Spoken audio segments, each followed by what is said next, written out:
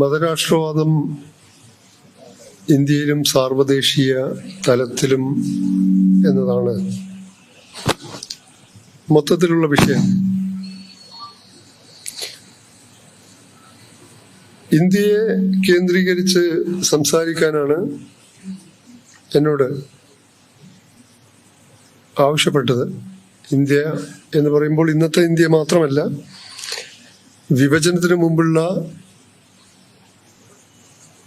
അവിഭക്ത India കൂടി ഉൾപ്പെട്ടാലേ വാസ്തവത്തിൽ south ഏഷ്യയിലെ, ദക്ഷിണേഷ്യയിലെ മതരാഷ്ട്രവാദത്തിന്റെ ഉള്ളറകളിലേക്ക് ശരിക്കും പോകാൻ പറ്റുകയുള്ളൂ.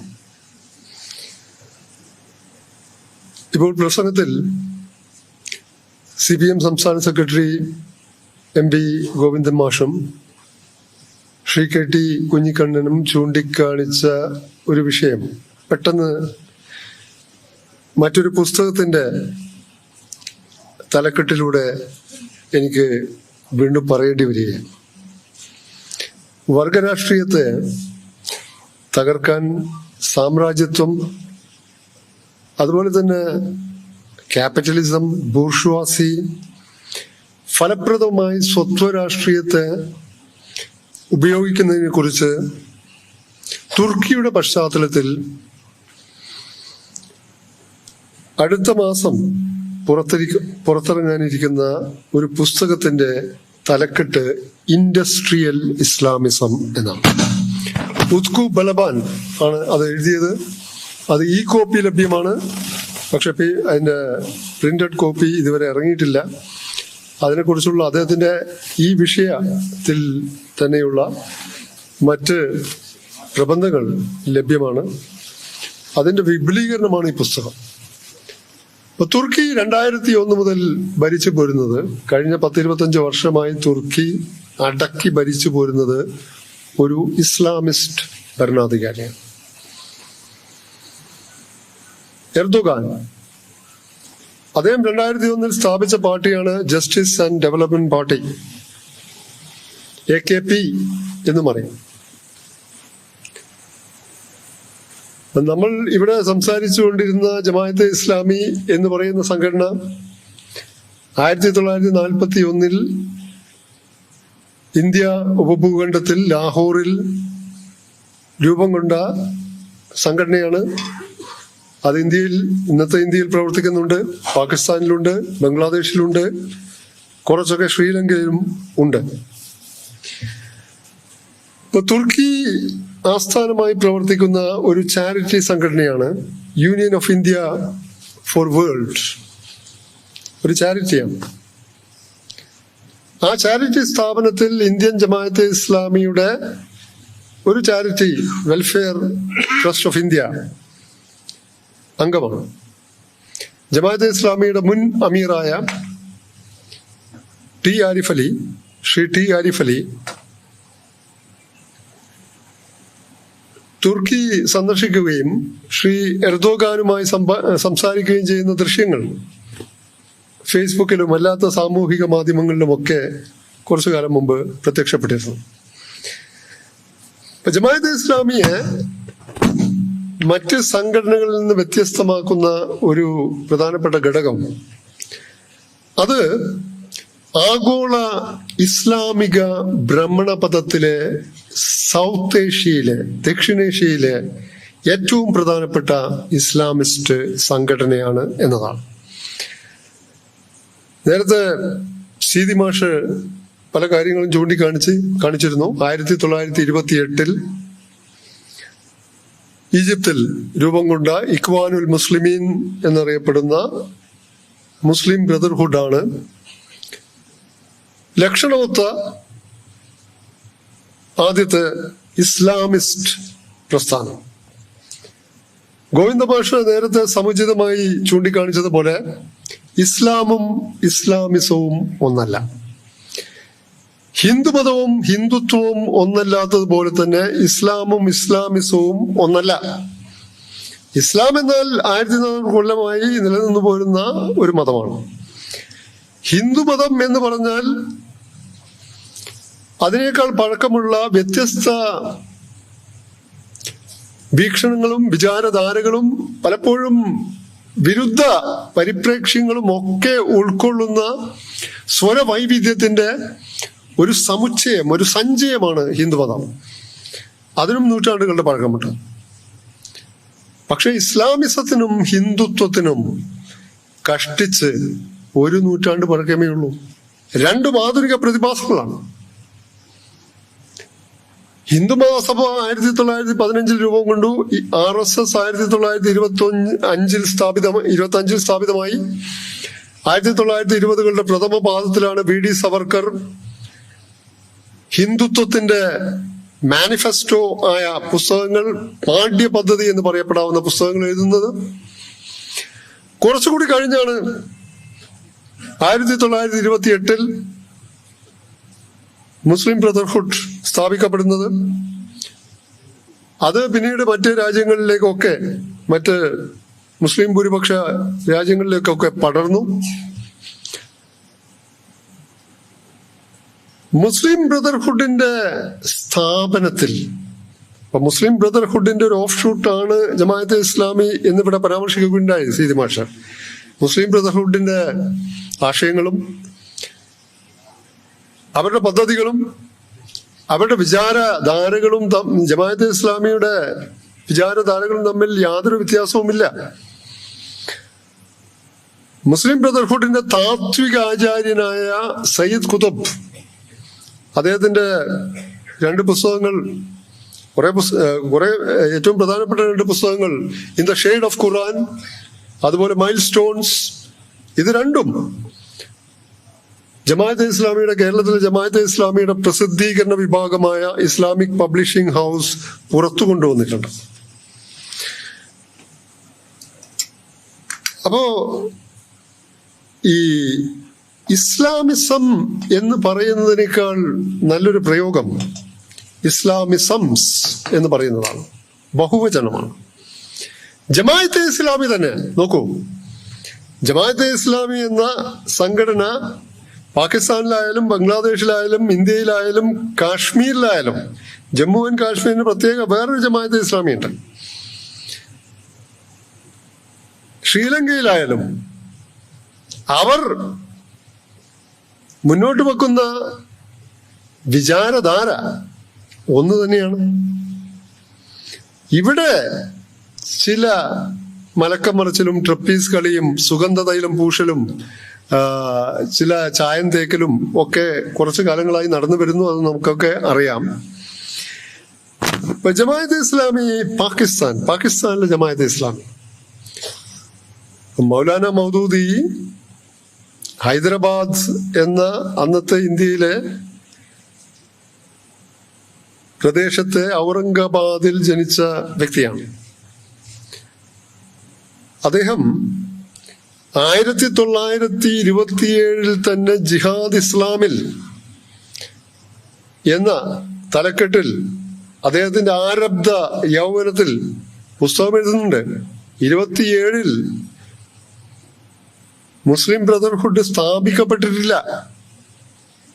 അത് ജിഹാദ് എന്ന പേരിൽ ഇസ്ലാമിക് പബ്ലിഷിംഗ് ഹൗസ് പുറത്തിറക്കിക്കൊണ്ടിരുന്നിട്ടുണ്ട്. ഇപ്പോഴും പ്രസിദ്ധീകരിച്ചു കൊണ്ടിരിക്കുകയായിരിക്കും.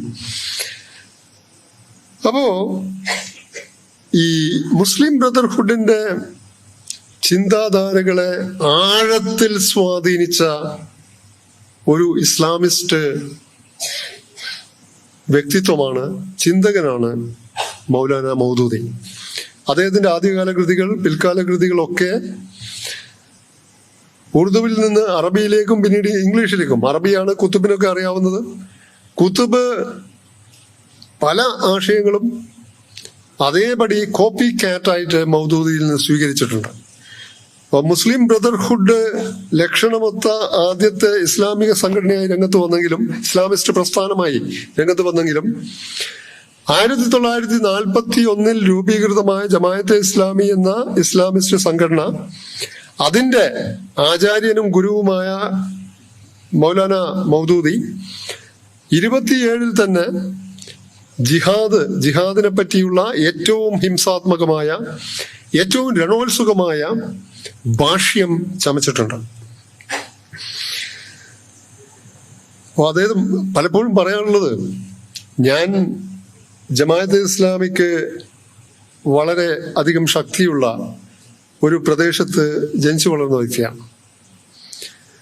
ഞങ്ങളുടെ നാട്ടിൽ, ഞാനൊക്കെ സ്കൂളിൽ പഠിക്കുമ്പോൾ ഞങ്ങളുടെ നാട്ടിലെ ഒരു മതേതര വായനശാലയായിരുന്നു യുവജന ഗ്രന്ഥാലയം.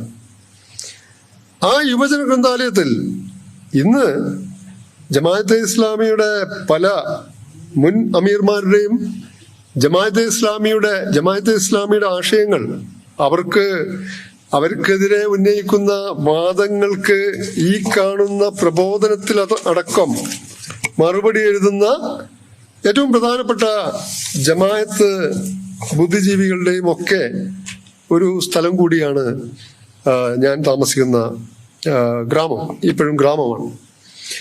അന്ന് ആ യുവജന ഗ്രന്ഥാലയത്തിൽ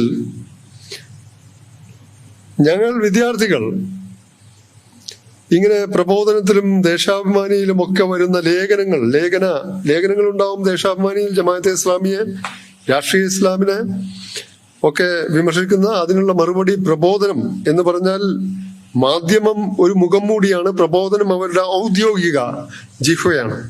അതും അവിടെ ഉണ്ടാവും, മറ്റു പ്രസിദ്ധീകരണങ്ങളും ഉണ്ടാവും. അപ്പൊ ജമാഅത്ത് അനുഭാവികളും അല്ലാത്ത ഞങ്ങളെപ്പോലുള്ള മതേതരവാദികളും ഒക്കെ അവിടെ ഒന്നിച്ചിരുന്ന് അത് അങ്ങോട്ടും ഇങ്ങോട്ടും വായിക്കുമായിരുന്നു. അന്ന് അഫ്ഗാനിസ്ഥാനിൽ അമേരിക്കയുടെ സഹായത്തോടെ, പാകിസ്ഥാന്റെ, സൗദി അറേബ്യയുടെ, മാത്രമല്ല 40 മുസ്ലിം ഭൂരിപക്ഷ രാഷ്ട്രങ്ങളിൽ നിന്നുള്ള മുജാഹിദീനുകളുടെ ഒക്കെ ഒരു വലിയ യുദ്ധം അഫ്ഗാനിസ്ഥാനിലെ കമ്മ്യൂണിസ്റ്റ് ഭരണകൂടത്തിനെതിരെ, ആ കമ്മ്യൂണിസ്റ്റ് ഭരണകൂടത്തെ സഹായിക്കാൻ സോവിയറ്റ് സൈന്യം വന്നു, അതിനെതിരെ നടക്കുകയാണ്. അന്നാണ് വിദ്യാർത്ഥിയായിരുന്ന ആ കാലത്താണ് ഈ പ്രബോധനം വാരികയിൽ പേർത്തും നാഴികക്ക് 40 വട്ടം സോവിയറ്റ് യൂണിയൻ എന്ന രാജ്യത്തെ വിശേഷിപ്പിച്ചത് സോവിയറ്റ് ചെങ്കരടി എന്നായിരുന്നു. സോവിയറ്റ് ചെങ്കരടി. അപ്പൊ ജമാഅത്തെ ഇസ്ലാമി പോലുള്ള മതരാഷ്ട്രവാദം മുന്നോട്ട് വെക്കുന്ന സംഘടനകളുടെ കുറെ പ്രത്യേകതകളുണ്ട്. ഒന്ന്, മതനിരപേക്ഷ ജനാധിപത്യത്തോടുള്ള കഠിനമായ എതിർപ്പാണ്. 2, സോഷ്യലിസ്റ്റ് കമ്മ്യൂണിസ്റ്റ് പ്രത്യയശാസ്ത്രങ്ങളോടുള്ള എതിർപ്പാണ്. ഇങ്ങനെ 3-4 സവിശേഷതകൾ എല്ലാ മതരാഷ്ട്ര സംഘടനകളോട്. ഇപ്പം RSS എന്താണ് പറയുന്നത്? മതേതരത്വം അത് അഭാരതീയമാണ്. ജമാഅത്തെ ഇസ്ലാമിയുടെ ഇപ്പോഴത്തെ, അതിലേക്ക് ഞാൻ വരാം, ജമാഅത്തെ ഇസ്ലാമിയുടെ സാരഥി തന്നെ പറഞ്ഞത് അത് പാശ്ചാത്യ ഇതല്ല, ഇപ്പം പറയുന്ന ചില തൊടുന്യായങ്ങളാണ്. അത് പാശ്ചാത്യ മതേതരത്വത്തെ ആണ് എതിർത്തത്.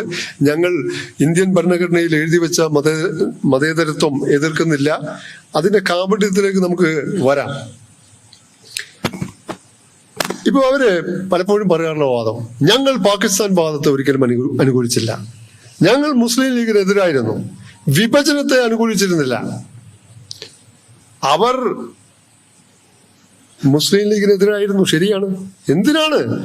ജമാഅത്തെ ഇസ്ലാമി 41-ൽ സ്ഥാപിക്കപ്പെട്ട ജമാഅത്തെ ഇസ്ലാമിയും അതിന്റെ ആചാര്യനായ സ്ഥാപകനായ മൗദൂദിയും മുസ്ലിം ലീഗിനെതിരായിരുന്നു എന്നത് പച്ച പരമാർത്ഥമാണ്. എന്താണ് അതിന് പിന്നിലുള്ള കാരണം? അതിന് പിന്നിലുള്ള കാരണം മുസ്ലിം ലീഗിന്റെ ആവശ്യം, അത് നമ്മുടെ ഇന്ത്യൻ സ്വാതന്ത്ര്യ സമരത്തിന്റെ ഗതിവിഗതികൾ പരിശോധിച്ചാൽ ജിന്ന പോലും ഒരു ദ്വിരാഷ്ട്ര സിദ്ധാന്തം സ്പഷ്ടമായി പ്രഖ്യാപിക്കുന്നതും ആവശ്യപ്പെടുന്നതും 1940 തൊട്ടാണ്. 1937 പ്രവിശ്യ തെരഞ്ഞെടുപ്പുകളിൽ കോൺഗ്രസ് വൻ വിജയം നേടുകയും ലീഗിന് കാര്യമായ എന്ന് പറഞ്ഞാൽ തീരെ സീറ്റുകൾ കിട്ടാതിരിക്കുകയും ചെയ്തപ്പോൾ ജിന്ന നെഹ്റുവിനോടും മറ്റുള്ളവരോടും ഒക്കെ യാചിച്ച് കെഞ്ചി പറഞ്ഞതാണ്, ഞങ്ങളെയും അക്കോമഡേറ്റ് ചെയ്യൂ. അന്ന് കോൺഗ്രസിന്റെ മുഷീറുൽ ഹസനെ പോലുള്ള വളരെ പ്രഗത്ഭരായ ചരിത്രകാരന്മാർ എഴുതിയിട്ടുണ്ട്, അന്ന് കോൺഗ്രസ് ചില വിട്ടുവീഴ്ചകൾ ചെയ്ത് അവരെ അക്കോമഡേറ്റ് ചെയ്തിരുന്നുവെങ്കിൽ ജിന്ന ഈ തരത്തിൽ ഒരു ദ്വിരാഷ്ട്ര സിദ്ധാന്തത്തിലേക്ക് പോകില്ലായിരുന്നു. അതെന്തായാലും അദ്ദേഹം പോയി. മതത്തെ മുൻനിർത്തി മറ്റൊരു രാഷ്ട്രം പിടിച്ചു വാങ്ങി. ശരിയാണ്, മതം ഉപയോഗിച്ചു. ഇപ്പോൾ KM അഷ്റഫ്, അന്തരിച്ച പ്രശസ്തനായിട്ടുള്ള ഒരു മാർക്സിസ്റ്റ് ചരിത്രകാരൻ തന്നെയാണ് KM അഷ്റഫ്. അദ്ദേഹം അക്കാലത്ത് വർഗീയതയെ വിശേഷിപ്പിച്ചത് പൊളിറ്റിക്കൽ ട്രേഡ് ഇൻ റിലിജിയൻ എന്നാണ്. മതത്തിനകത്തെ രാഷ്ട്രീയ കച്ചവടം, അതാണ് വർഗീയത. ആ മതത്തിനകത്ത് രാഷ്ട്രീയ കച്ചവടം വളരെ സമർത്ഥമായി വിദഗ്ധമായി നടത്തിയ വ്യക്തി കൂടിയാണ് ജിന്ന. 40 തൊട്ടെങ്കിലും അതുവരെ ജിന്ന, ആദ്യകാലത്ത് ജിന്ന കുറെ, ഇപ്പൊ നമ്മളിപ്പോ മൗദൂദിയെ തന്നെ എടുത്താൽ പല മൗദൂദിമാരുണ്ട്. ആദ്യകാലത്തെ മൗദൂദി മറ്റൊരു മൗദൂദിയാണ്. കുറച്ചു കഴിയുമ്പോൾ മൗദൂദി മാർക്സിനെ വായിക്കുന്നുണ്ട്, ഹെഗലിനെ വായിക്കുന്നുണ്ട്, പാശ്ചാത്യ തത്വശാസ്ത്രങ്ങൾ വായിക്കുന്നുണ്ട്. അദ്ദേഹത്തിന്റെ സൗഹൃദ വലയത്തിൽ മാർക്സിസ്റ്റുകാരുണ്ട്. പിന്നെ കാണുന്ന മൗദൂദിയാണ് ഇസ്ലാമിസ്റ്റ് മൗദൂദി. അതുപോലെ ജിന്ന അടിമുടി സെക്കുലർ ആയിരുന്നു ഒരു കാലത്ത്. 1935-36 വരെയെങ്കിലും കോൺഗ്രസിലും ലീഗിലും ഒരേ സമയം അംഗങ്ങളാവുന്നത് ഒട്ടും അസ്വാഭാവികമായിരുന്നില്ല. ജിന്ന അങ്ങനെയായിരുന്നു, മറ്റു പലരും അങ്ങനെയായിരുന്നു. അപ്പൊ ജിന്ന ആഗ്രഹിച്ചത് മുസ്ലിം ഭൂരിപക്ഷമുള്ള ഒരു പ്രത്യേക രാഷ്ട്രം, അതാണ് പാകിസ്ഥാൻ. മൗദൂദി ആഗ്രഹിച്ചത് പാകിസ്ഥാൻ, ഇന്ത്യയെ ഏതായാലും ഇസ്ലാമിക രാഷ്ട്രമാക്കാൻ പറ്റില്ല, ഇപ്പം തൽക്കാലം നടക്കുന്ന പരിപാടിയല്ല. പക്ഷെ പാകിസ്ഥാനിൽ മഹാഭൂരിഭാഗവും മുസ്ലിങ്ങളാണ്. അതുകൊണ്ട് പാകിസ്ഥാനെ പെട്ടെന്ന് ഇസ്ലാമിക രാഷ്ട്രമായി പരിവർത്തിപ്പിക്കാൻ പറ്റും. പക്ഷെ ഈ ജിന്ന മൗദൂദിയുടെ കണ്ണിൽ, അല്ലെങ്കിൽ ജിന്നയുടെ പാർട്ടി മുസ്ലിം ലീഗ്, ഇന്നത്തെ മുസ്ലിം ലീഗ് അല്ല, അന്നത്തെ മുസ്ലിം ജിന്നയുടെ മുസ്ലിം ലീഗ്, കനേഷുമാരി മുസ്ലിങ്ങളുടെ പാർട്ടി, ഭൂമിശാസ്ത്ര മുസ്ലിങ്ങളുടെ പാർട്ടി എന്നൊക്കെ പറഞ്ഞ് മൗദൂദി നിന്ദിക്കുകയും പരിഹസിക്കുകയും ചെയ്തത്. കാരണം ജിന്നയുടെ വിഭാവനത്തിലുള്ള പാകിസ്ഥാൻ എന്ന നവരാഷ്ട്രം ഒരു ഇസ്ലാമിക രാഷ്ട്രമല്ല. മൗദൂദി ആഗ്രഹിക്കുന്നത് പോലുള്ള ഒരു ഇസ്ലാമിക രാഷ്ട്രത്തിന്റെ സംസ്ഥാപനത്തിന് വേണ്ടിയല്ല ജിന്ന പാകിസ്ഥാൻ ചോദിച്ചു വാങ്ങുന്നത്. ഇവിടെ ഉണ്ടായിരുന്ന അന്നത്തെ രാഷ്ട്രീയ വടംവലികളും അതിൽ വിഭജനത്തിനും പാകിസ്ഥാന്റെ രൂപവൽക്കരണത്തിനും ഒന്നും ജിന്നയെ മാത്രം പ്രതിക്കൂട്ടിൽ നിർത്തുന്ന ചരിത്രാഖ്യാനങ്ങൾ നമുക്ക് ധാരാളമുണ്ട്. പക്ഷേ ഇതിൽ ജിന്നയും മുസ്ലിം ലീഗും കോൺഗ്രസും ബ്രിട്ടീഷ് സാമ്രാജ്യത്വവും ഈ 3 പേരും ഏറിയോ കുറഞ്ഞോ കൂട്ടുപ്രതികളാണ്. അത് ചരിത്രം പഠിക്കുന്ന എല്ലാവർക്കും അറിയാവുന്ന കാര്യമാണ്. ഒരു മോണോകോസൽ, ഏക കാരണമല്ല. അപ്പൊ അതിന്റെ വിശദാംശങ്ങളിലേക്ക് ഞാൻ കടക്കുന്നില്ല. എന്തായാലും ജിന്നയെ പാകിസ്ഥാനികൾ അല്ലെങ്കിൽ മുസ്ലിങ്ങൾ പൊതുവെ കാഫിറെ അസം, മഹാനായ നേതാവ്, അല്ല ജിന്നയെ കായിദെ അസം, മഹാനായ നേതാവ് എന്ന് മുസ്ലിങ്ങൾ പൊതുവെ മുസ്ലിം ലീഗുകാർ വിളിച്ചപ്പോൾ ജമാഅത്തെ ഇസ്ലാമിയുടെ സ്ഥാപകനായ മൗലാന മൗദൂദി ജിന്നയെ വിളിച്ചത് കാഫിറെ അസം, അവിശ്വാസികളുടെ, കാഫിറുകളുടെ നേതാവ് എന്നാണ്. കാരണം ജിന്നയുടെ ഏറ്റവും പ്രധാനപ്പെട്ട ഒരു പ്രസംഗമുണ്ട്. 1947 പാകിസ്ഥാൻ കിട്ടി. പാകിസ്ഥാൻ അങ്ങനെ മതത്തിന്റെ പേരിൽ, മതവർഗീയതയുടെ പേരിൽ ചോദിച്ചു വാങ്ങി. ജിന്നയുടെ ഒരു ബാക്ക്ഗ്രൗണ്ട് എടുത്താൽ അദ്ദേഹം ഒരു മതനിരപേക്ഷ ജനാധിപത്യവാദിയൊക്കെ ആയിരുന്നു. പക്ഷേ ഇങ്ങനെയുള്ള ചില തർക്കങ്ങളിൽ അദ്ദേഹം പാകിസ്ഥാന് വേണ്ടി നിലകൊള്ളുകയാണ്. ഏതായാലും മതം ഉപയോഗിച്ച്, മതവർഗീയതയുടെ ആ ഉപകരണം ഉപയോഗിച്ചുകൊണ്ട് തന്നെ അദ്ദേഹം പാകിസ്ഥാൻ നേടിയെടുത്തു. നേടിയെടുത്തപ്പോൾ 1947 ഓഗസ്റ്റ് 11 പാകിസ്ഥാനിലെ കോൺസ്റ്റിറ്റ്യൂവന്റ് അസംബ്ലിയിൽ, ഭരണഘടനാ സഭയിൽ ജിന്ന നടത്തിയ ഒരു പ്രസംഗം വളരെ പ്രശസ്തമാണ്. അന്ന് ജിന്ന പാകിസ്ഥാൻ നേടി. ഇനി ഭാവി പാകിസ്ഥാൻ എന്തായിരിക്കുമെന്ന് വളരെ സുവ്യക്തമായി, വളരെ സ്പഷ്ടമായി പ്രതിപാദിക്കുന്ന ഒരു പ്രസംഗമായിരുന്നു. ആ പ്രസംഗത്തിൽ ഏതാനും വരികൾ ഞാൻ ഉദ്ധരിക്കാം. അന്ന് ജിന്ന പറഞ്ഞത്, ഫ്രം നൗ ഓൺവേർഡ്സ് അല്ലെങ്കിൽ here after Muslims in Pakistan would cease to be Muslims. Hindus in Pakistan would cease to be Hindus. Christians in Pakistan would cease to be Christians. Not in a religious sense, because religion is the private affair of individuals, but in a political sense, as the equal citizens of the state of Pakistan. എന്നാണ് ജിന്ന പറഞ്ഞത്. ഇന്നു മുതൽ പാകിസ്ഥാനിലെ മുസ്ലിങ്ങളല്ല. ഇന്നു മുതൽ പാകിസ്ഥാനിലെ ഹിന്ദുക്കളല്ല. ഇന്നു മുതൽ പാകിസ്ഥാനിലെ ക്രിസ്ത്യാനികളല്ല. അത് മതപരമായ അർത്ഥത്തിലല്ല ഞാൻ പറയുന്നത്. കാരണം മതം മനുഷ്യന്റെ സ്വകാര്യ വിഷയമാണ്. രാഷ്ട്രീയമായ അർത്ഥത്തിൽ പാകിസ്ഥാനിലെ മുസ്ലിങ്ങളും ക്രിസ്ത്യാനികളും ഹിന്ദുക്കളും ഇനി മുതൽ പാകിസ്ഥാനിലെ തുല്യ പൗരന്മാരാണ്. ജിന്ന രാഷ്ട്രം നേടിയപ്പോൾ മുന്നോട്ട് വെച്ചത് പാകിസ്ഥാൻ ഒരു രാഷ്ട്രം നേടി, മുസ്ലിം ഭൂരിപക്ഷ പ്രദേശമാണ്. ആ രാഷ്ട്രത്തിൽ മതനിരപേക്ഷ ജനാധിപത്യം ജിന്ന പെട്ടെന്ന് തന്നെ മരിച്ചു. പിന്നെ ലിയാഖത്ത് അലി ഖാൻ 51 കൊല്ലപ്പെട്ടു. അതോടെ പാകിസ്ഥാന്റെ താളം തെറ്റി. എന്ന് വെച്ചാൽ പാകിസ്ഥാനെ ആ രൂപത്തിൽ വിഭാവനം ചെയ്തവർ ഒക്കെ പോയി. ഈ നേരത്തെ സീതി മാഷ് സൂചിപ്പിച്ച 53 അഹമ്മദിയ കലാപം ഉണ്ടാവുന്നത് അക്കാലത്താണ്. അതിൽ മൗദൂദിയെ വിചാരണ ചെയ്യുന്നുണ്ട്, വധശിക്ഷക്ക് വിധിക്കുന്നുണ്ട്. മൗദൂദി അവസാനം അതിൽ നിന്നൊക്കെ ഊരിപ്പോരുകയാണ് ഉണ്ടായത്. ആ സമയത്താണ് justice Munir commission report, justice മുനീറും ജസ്റ്റിസ് കയാനിയും തയ്യാറാക്കിയ റിപ്പോർട്ട്. ആ റിപ്പോർട്ടിൽ തന്നെയാണ് ആരാണ് മുസ്ലിം എന്ന ചോദ്യത്തിന് 12 ചോദ്യം 12 ഉത്തരം. അതുപോലെ ഈ 12 മതപണ്ഡിതരോട് മൗദൂദിയോടടക്കം എന്താണ് നിങ്ങളുടെ ഭാവനയിലുള്ള ഇസ്ലാമിക രാഷ്ട്രത്തിന്റെ ബ്ലൂ പ്രിന്റ്, എന്താണത് പറയും. ഈ 12 പേരും 12 മട്ടിലാണ് തങ്ങളുടെ വിഭാവനയിലുള്ള ഇസ്ലാമിക രാഷ്ട്രത്തെ പറ്റി പറഞ്ഞത്.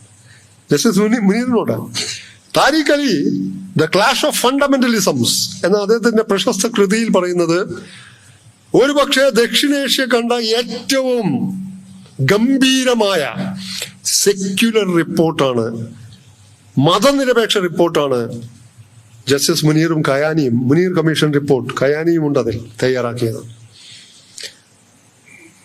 ആ റിപ്പോർട്ടിന് ഞാനിപ്പോൾ ഈ പ്രബോധനം ഓഗസ്റ്റ് 1 ഇറങ്ങിയതാണ്. പ്രബോധനത്തിൽ 2 ആഴ്ച മുമ്പ് ദേശാഭിമാനി വാരികയിൽ ഞാൻ ഉൾപ്പെടെ 2 പേർ, ശ്രീജിത്ത് ശിവരാമനും ഞാനും, അതുപോലെ ചിന്ത വാരിക ഒരു ലക്കം തന്നെ ഇറക്കിയിരുന്നു മതരാഷ്ട്രവാദത്തെ പറ്റി, പ്രത്യേകിച്ച് ജമാഅത്തെ ഇസ്ലാമിയെ പറ്റി.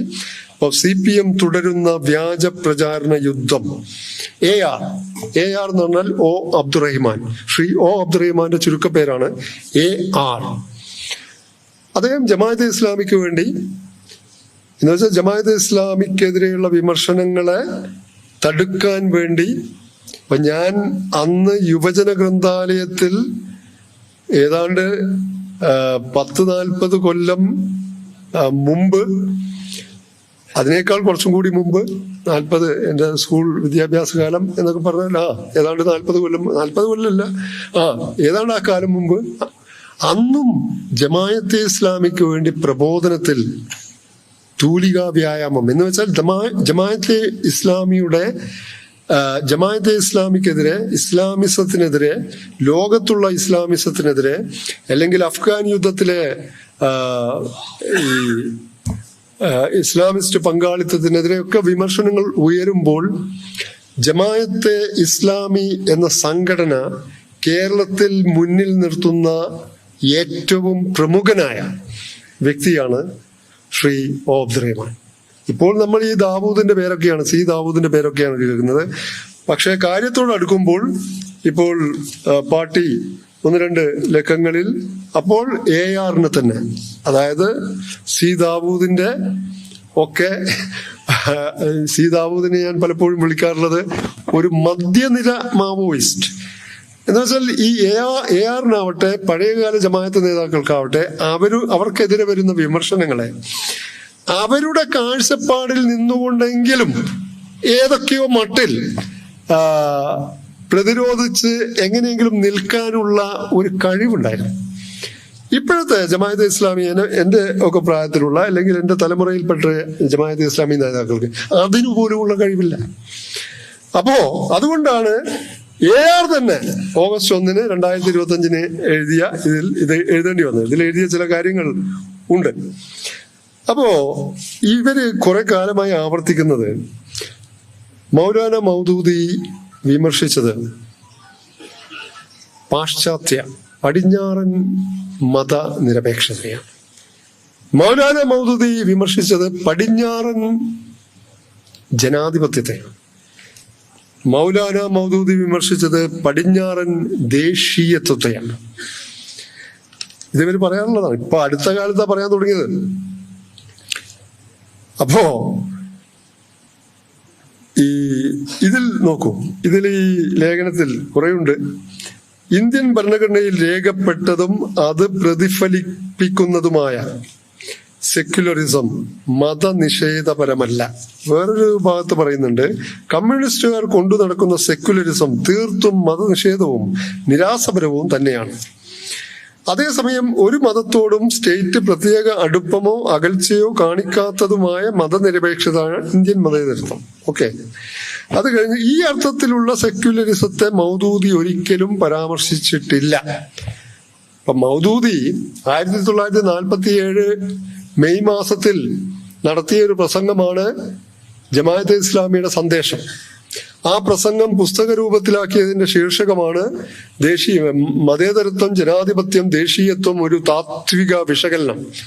അത് ജമാഅത്തെ ഇസ്ലാമിയുടെ IPHന്റെ ബുക്ക് ഷോപ്പിൽ പോയാൽ ഇപ്പോഴും കിട്ടും, ഇപ്പോഴും അടിച്ചുകൊണ്ടിരിക്കുന്നുണ്ട്. ഒരുപാട് അടിച്ച കോപ്പികളാണ്. അതിലാണ് അതിപ്പം അന്ന് ഇപ്പൊ പറയുന്നത് ഇവരൊക്കെ ഇങ്ങനെ വളരെ വളരെ തന്ത്രപരമായി ശൃംഖല തന്ത്രത്തിൽ ഏറ്റവും വലിയ ഏറ്റവും സൂത്രശാലികളാണ് അവർ. എന്ന് വെച്ചാൽ ഞങ്ങൾ വിമർശിച്ചത് ഇന്ത്യൻ ഭരണഘടനയിൽ ഉള്ള മതനിരപേക്ഷ ഇന്ത്യൻ ഭരണഘടനയിൽ 1950 മതനിരപേക്ഷത ഇല്ല, ആ വാക്കില്ല. അത് 76 അടിയന്തരാവസ്ഥ കാലത്ത് ആണ് കൂട്ടിച്ചേർത്തത്. അതാണിപ്പോൾ സംഘപരിവാർ പറയുന്നത് അന്നില്ലായിരുന്നു, പിന്നെ 26 വർഷത്തിന് ശേഷം കൂട്ടിച്ചേർക്കപ്പെട്ട വാക്കാണ്, അത് നീക്കം ചെയ്യണമെന്ന്. അപ്പോ ഏതായാലും ഇന്ത്യൻ ഭരണഘടന 50 മുതലേ സെക്യുലർ എന്നുകൊണ്ടുള്ള ധ്വനി ഇതിൽ വരുന്നുണ്ട്. ഇന്ത്യൻ ഭരണഘടന ആകെ മൊത്തത്തിൽ ആമൂലാഗ്രം എടുത്താൽ അതിന്റെ സത്തയും അതിന്റെ മജ്ജയും എന്ന് വെച്ചാൽ അതിന്റെ മൊത്തത്തിലുള്ള ഒരു സ്പിരിറ്റ് സെക്യുലർ സ്പിരിറ്റ് ആണ്. അതെല്ലാം സുപ്രീം കോടതി വിധികളിൽ പലതവണ വ്യക്തമാക്കിയതാണ്. ഇവരുടെയൊക്കെ ഹർജികൾ അഗണ്യകോടിയിൽ തള്ളുമ്പോൾ സുപ്രീം കോടതി പറഞ്ഞത് 76 കൂട്ടിച്ചേർത്തതാവട്ടെ, ആദ്യം മുതൽ തന്നെ ഇന്ത്യൻ ഭരണഘടന അടിമുടി സെക്യുലർ ആദർശങ്ങളാൽ, സെക്യുലർ വിചാരങ്ങളാൽ നിർഭരമാണ്. അത് പ്രത്യേകം എഴുതി ചേർക്കേണ്ട കാര്യമൊന്നുമില്ല. അതിന്റെ പല ആർട്ടിക്കിൾസും സെക്യുലറിസത്തിന്റെ മുദ്രാവാക്യങ്ങളാണ്. ഏതായാലും ഇന്ത്യൻ ജമാഅത്തെ ഇസ്ലാമി ആകട്ടെ മതനിരപേക്ഷ ജനാധിപത്യ ഭരണഘടന അംഗീകരിക്കുന്നതായി 6 പതിറ്റാണ്ടുകൾക്കും മുമ്പേ അന്നത്തെ അമീർ മൗലാന അബുല്ലൈസ് നദ്വി വ്യക്തമാക്കിയിരുന്നതാണ്. അതേ പ്രകാരം സർവതന്ത്ര സ്വതന്ത്രമായ ഒരു ജനാധിപത്യത്തെയാണ് മൗദൂദി തള്ളിപ്പറഞ്ഞത്. ദൈവിക സന്മാർഗത്തിലും ധാർമ്മികാടിത്തറകളിലും കെട്ടിപ്പടുത്ത ജനാധിപത്യത്തെയാണ് ജമാഅത്തെ ഇസ്ലാമി എക്കാലവും ഉയർത്തിപ്പിടിച്ചത്. ജനാധിപത്യത്തെയാണ്. അപ്പൊ നോക്കൂ, ഇതിൽ മൗദൂദി ആ പുസ്തകത്തിൽ എന്താണ് പറയുന്നത്? മൗദൂദി പറയുന്നത് മതേതരത്വം, ജനാധിപത്യം, ദേശീയത്വം ഈ 3 ദുഷിച്ച തത്വങ്ങളാണ്. ഈ 3 ദുഷിച്ച തത്വങ്ങളാണ് ഇന്ന് കാണുന്ന എല്ലാ ദുഷിച്ച വ്യവസ്ഥിതികളെയും ചലിപ്പിച്ചുകൊണ്ടിരിക്കുന്നത്. ഇന്ന് കാണുന്ന എന്ന് പറഞ്ഞാൽ അന്ന് കണ്ട ദുഷിച്ച വ്യവസ്ഥിതികൾ എന്ന് പറഞ്ഞാൽ സെക്യുലർ ഡെമോക്രസി ഉയർത്തിപ്പിടിക്കുന്ന ഭരണകൂടങ്ങളൊക്കെ ഈ ദുഷിച്ച 3 തത്വങ്ങളുടെ തടവറയിലാണ്. അത് തിന്മയാണ്. അതിനെ ഉച്ചാടനം ചെയ്യണം, നിർമ്മാർജ്ജനം ചെയ്യണം എന്നാണ് ആഹ്വാനം ചെയ്യുന്നത് ആ ഗ്രന്ഥത്തിലുടനീളം. അപ്പോൾ മതേതരത്വം അനിസ്ലാമികമാണ്, ജനാധിപത്യം അനിസ്ലാമികമാണ്, അതേപോലെ ദേശീയത്വം അനിസ്ലാമികമാണ്. അപ്പൊ മതേതരത്വത്തിന് പകരം ആ പുസ്തകത്തിൽ മൗദൂദി മുന്നോട്ട് വെക്കുന്ന ആശയം ദൈവദാസ്യം എന്നാണ്. അദ്ദേഹത്തിന്റെ ഏറ്റവും പ്രധാനപ്പെട്ട ആശയം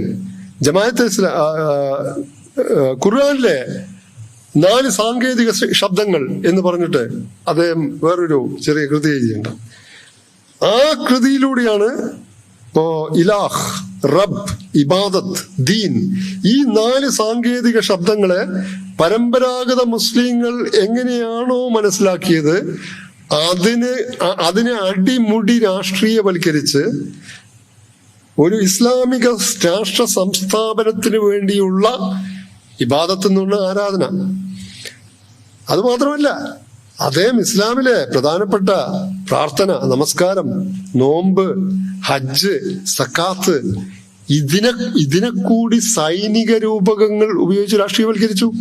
അദ്ദേഹം പറഞ്ഞത് ഒരു രാഷ്ട്രത്തിലെ സിവിൽ സർവീസിൽ പ്രവേശിക്കുന്നതിന് മുമ്പ് ഈ സിവിൽ സർവീസിൽ പ്രവേശനം കിട്ടിയവർക്ക് നമ്മൾ പരിശീലനം കൊടുക്കുമല്ലോ, അതുപോലെ ഇസ്ലാമിക രാഷ്ട്ര സംസ്ഥാപനം ആ വ്യവസ്ഥിതിക്ക് വേണ്ടി രാഷ്ട്ര സംസ്ഥാപനത്തിന് രാഷ്ട്ര വ്യവസ്ഥിതിക്ക് വേണ്ടിയുള്ള പരിശീലനത്തിലെ ഘട്ടങ്ങളാണ് നമസ്കാരം, നോമ്പ്, ഹജ്ജ്, സക്കാത്ത്. ഒരു മുസ്ലിം ഒരാൾ കലിമ ചൊല്ലുന്നതോടെ അള്ളാഹു അല്ലാതെ മറ്റൊരു ദൈവമില്ല, മുഹമ്മദ് നബി അള്ളാഹുവിന്റെ ദൂതനാണ് എന്നതാണ് കലിമ. ആ കലിമ ചൊല്ലുന്നതോടെ ആ മുസ്ലിമിന്റെ കർത്തവ്യം, പ്രധാനപ്പെട്ട കടമ ഒരു ഇസ്ലാമിക രാഷ്ട്ര സംസ്ഥാപനമായി മാറുന്നു. അപ്പൊ 1400 കൊല്ലം ഏതാണ്ട് ഇപ്പൊ ഈ മൗദൂദി ഇവരൊക്കെ വരുന്നതിന് മുമ്പ് ഈ മുഹമ്മദ് നബിയുടെ കാലം തൊട്ട് ഈ ഇസ്ലാമിക രാഷ്ട്ര സംസ്ഥാപന മോഹം അല്ലെങ്കിൽ അതിനുള്ള അഭിനിവേശം അല്ലെങ്കിൽ അതിനുള്ള പ്രവൃത്തി ചെയ്യാതെ നമസ്കാരം, നോമ്പ്, ഹജ്ജ്, പറ്റുമെങ്കിൽ ഹജ്ജ്, സക്കാത്ത് ഒക്കെ നിർവഹിച്ചു പോകുന്ന എല്ലാ പല നൂറ്റാണ്ടുകളിലെ മുസ്ലിങ്ങളൊക്കെ മൗദൂദിയുടെ അഭിപ്രായത്തിൽ യഥാർത്ഥ മുസ്ലിങ്ങളല്ല. അദ്ദേഹം പറയുന്നുണ്ട് 1941 ലാഹോറിൽ നടന്ന ആ സമ്മേളനത്തിൽ 75 പേരാണ് പങ്കെടുത്തത്. ആ സമ്മേളനത്തിൽ അദ്ദേഹം പറയുന്നത്, ഞാനൊരു പരമ്പരാഗത മുസ്ലിം കുടുംബത്തിലാണ് വളർന്നത്. എൻ്റെ വാപ്പയുടെ വാപ്പയും ഒക്കെ പറയുന്ന പരമ്പരാഗത ഇസ്ലാം ശരിയല്ലെന്ന് ഞാൻ കൂടുതൽ ഖുർആനും സുന്നത്തും പഠിച്ചപ്പോൾ മനസ്സിലാക്കി. പരമ്പരാഗത ഇസ്ലാം എന്ന് വെച്ചാൽ ഈ കാണുന്ന ജമാഅത്തെ ഇസ്ലാമി അല്ലാത്ത അന്ന് ജമാഅത്തെ ഇസ്ലാമി രൂപവൽക്കരിക്കുന്ന ആ ഘട്ടത്തിലാണ് പറയുന്നത്. അല്ലാത്ത എല്ലാ സംഘടനകളും എല്ലാ പ്രസ്ഥാനങ്ങളും ഇസ്ലാമിൽ നിന്ന് വ്യതിചലിച്ചവരാണ്, കാഫിറുകൾക്ക് തുല്യമാണ് അവർ. അപ്പോൾ ഒരു നവ മുസ്ലിമാണ്. അപ്പൊ ആ സമ്മേളനത്തിൽ ഒരു പുനർവിശ്വാസ പ്രഖ്യാപന ചടങ്ങാണ്. പുനർവിശ്വാസ പ്രഖ്യാപനം. ആദ്യം പുനർവിശ്വാസ പ്രഖ്യാപനത്തോടെ മൗദൂദി സ്വയം പറയുന്നു, ഞാൻ പുനർവിശ്വാസ പ്രഖ്യാപനം നടത്തി നവമുസ്ലിമായി. ജമാഅത്തെ ഇസ്ലാമിയിൽ അംഗമാവുന്നതോടെ നവമുസ്ലിമാണ്, ബാക്കിയൊക്കെ പരമ്പരാഗത മുസ്ലിങ്ങളാണ്, അവരൊന്നും യഥാർത്ഥ മുസ്ലിങ്ങളല്ല എന്നാണ് മൗദൂദി 41 പറഞ്ഞു വെച്ചത്. അപ്പോ ഇതിൽ ജനാധിപത്യം മതനിരപേക്ഷത എന്ന് പറഞ്ഞാൽ ദൈവദാസ്യം. ഇപ്പൊ മതനിരപേക്ഷത പാശ്ചാത്യ ആശയമാണ് മതനിരപേക്ഷത എന്ന് പറയുന്നത്. പാശ്ചാത്യ ജ്ഞാനോദയ മൂല്യങ്ങളും വ്യാവസായിക വിപ്ലവവും ശാസ്ത്രീയ മുന്നേറ്റവും അതുപോലെ ആ രീതിയിലുള്ള വലിയ തോതിലുള്ള ഒരു ചേണിങ് പാശ്ചാത്യ ലോകത്ത് നടന്നപ്പോഴാണ് മതേതരത്വവും ജനാധിപത്യവും സോഷ്യലിസവും കമ്മ്യൂണിസവും അങ്ങനെ ഒരുപാട് ഇസങ്ങൾ ഉണ്ടാവുന്നത്. ശരിയാണ്. പക്ഷേ ഇന്ത്യൻ മതനിരപേക്ഷ ജനാധിപത്യത്തിൽ, ഇന്ത്യൻ ഭരണഘടനയിൽ ദൈവദാസ്യം രേഖപ്പെടുത്തിയിട്ടുണ്ടോ? അപ്പൊ ഇന്ത്യയിലെ സ്റ്റേറ്റ് പ്രത്യേക അടുപ്പമോ അകൽച്ചയോ കാണിക്കുന്നില്ല. അത് മാത്രമല്ല, ഇന്ത്യയിലെ സ്റ്റേറ്റിന് ഔദ്യോഗിക മതമില്ല. ഇന്ത്യക്ക് ഇപ്പോഴും ഔദ്യോഗിക മതമില്ല. നേരത്തെ ചൂണ്ടിക്കാണിച്ചതുപോലെ 25-ൽ ഈ വർഷം എങ്ങാനും BJPക്ക് 3-2 ഭൂരിപക്ഷം ഉണ്ടായിരുന്നെങ്കിൽ RSSന്റെ ശതാബ്ദി ആഘോഷിക്കുന്ന ഈ വർഷത്തിൽ 3-2 ഭൂരിപക്ഷം ഉണ്ടായിരുന്നുവെങ്കിൽ ഇന്ത്യയെ ഇന്ന് ഭരിക്കുന്ന കേന്ദ്ര ഭരണകൂടം 240 സീറ്റേ ഉള്ളൂ സ്വയം BJPക്ക്. അല്ല, 2/3 ഭൂരിപക്ഷം ഉണ്ടായിരുന്നുവെങ്കിൽ മിക്കവാറും ഇന്ത്യ ഒരു മതരാഷ്ട്രമായി പ്രഖ്യാപിക്കപ്പെടുമായിരുന്നു. കാരണം മതരാഷ്ട്രമായി പ്രഖ്യാപിക്കപ്പെടാതെ തന്നെ ഇന്ന് ഡിഫാക്ടോ വേറെ രീതിയിൽ ഇന്ത്യ ഒരു മതരാഷ്ട്രമായി മാറിക്കഴിഞ്ഞു എന്നുള്ളതാണ് യാഥാർത്ഥ്യം. 2019 അന്തരിക്കുന്നതിന് മുമ്പ് പ്രസിദ്ധ മാർക്സിസ്റ്റ് ചിന്തകനായ ഐജാസ് അഹമ്മദ് ഫ്രണ്ട് ലൈൻ വാരികയിൽ ഒരു ദീർഘമായ അഭിമുഖം കൊടുത്തിരുന്നു. ആ അഭിമുഖത്തിന്റെ തലക്കെട്ട് the state is taken over from within എന്നാണ്. രാഷ്ട്രത്തെ അകത്തു നിന്ന് തന്നെ പിടിച്ചെടുത്തിരിക്കുന്നു. നോക്കൂ, തെരഞ്ഞെടുപ്പ് കമ്മീഷൻ, ED ഒരുപാട് ഭരണകൂട സ്ഥാപനങ്ങളെ കഴിഞ്ഞ 10-11 വർഷം കൊണ്ട് കേന്ദ്രം ഭരിച്ച ഈ സർക്കാർ അകത്തു നിന്ന് പിടിച്ച് വെടക്കാക്കി തനിക്കാക്കിയിരിക്കുന്നു. അത് പച്ച പരമാർത്ഥമാണ്, നമുക്ക് മുമ്പിൽ അനുദിനം ബോധ്യപ്പെടുന്ന പരമാർത്ഥമാണ്. ED ആവട്ടെ, തെരഞ്ഞെടുപ്പ് കമ്മീഷൻ ആവട്ടെ, മറ്റ് ഏജൻസികളാവട്ടെ, ഭരണകൂട സ്ഥാപനങ്ങളാവട്ടെ, അതിനെയൊക്കെ ഒരു ഔദ്യോഗികമായ മതരാഷ്ട്ര പ്രഖ്യാപനം ഇല്ലാതെ തന്നെ ഈ ഭരണകൂടം, ഈ BJP സംഘപരിവാർ ശക്തികൾ അപ്രോപ്രിയേറ്റ് ചെയ്തിരിക്കുന്നു. They are taken over from within എന്നാണ് പറഞ്ഞത്. ശരിയാണത്. അതോരോ ദിവസവും വെളിപ്പെട്ടുകൊണ്ടിരിക്കുകയാണ്. അപ്പൊ കാര്യമായ ഭരണഘടനാ ഭേദഗതികൾ അങ്ങനെ ഒന്നും ഇല്ലാതെ തന്നെ ഒരു രാഷ്ട്രം, ഒരു മതാസ്പദമുള്ള ഒരു രാഷ്ട്രം എന്ന നിലയിലേക്ക് മാറിക്കഴിഞ്ഞു. ഇനി ചില ഫോർമാലിറ്റീസ് മാത്രമേ ഉള്ളൂ. ഭരണഘടന ഭേദഗതി ചെയ്യണം. അപ്പോൾ 2020 രാമജന്മഭൂമിയുടെ